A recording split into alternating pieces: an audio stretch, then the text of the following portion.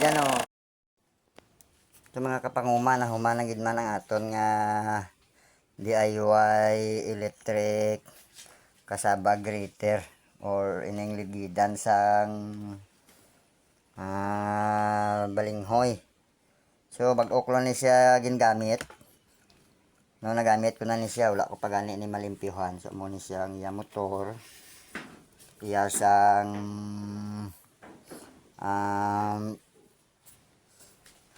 aircon. Ang motor ini siyang aircon, electric motor sang aircon. Tapos amo na ni siyang yang diri ni siya makudkod, amo na siya. So amo na ni siyang ya itsura. So human na ni siya kag nagamit ko na bag-o gid lang. O tanawan niyo blao kay paandaron ko sa isaksak ko na siya. O ara siya. Amo na siya, tanggal na siya.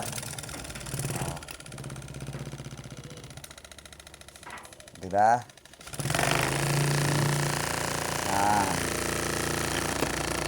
So, pag-iwan ko na ya. Yun ka to. Okay na. So, ara sa video, isugpon ko na lang kung ano gidang iyang itsura kung ginagamit natin siya. Kay bag-ok lang siya rin gamit. Wala ko pa gani malimpyuhan. Okay man ang iagi, limpyo man. Kadasig lang siya ganito, iligid dasig siya.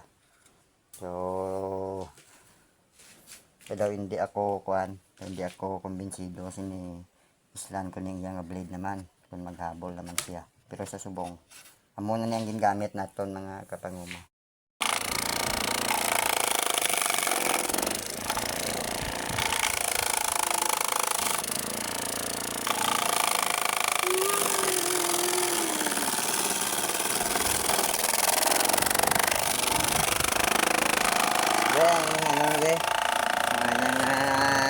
Linigid. Luad na dyan o. Sige.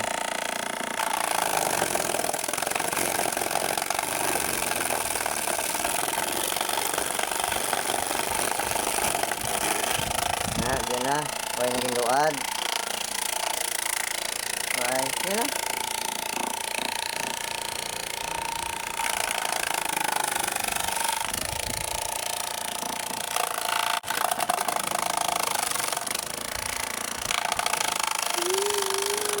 Sabi para makita sa ano na agi na, nami anagi pino.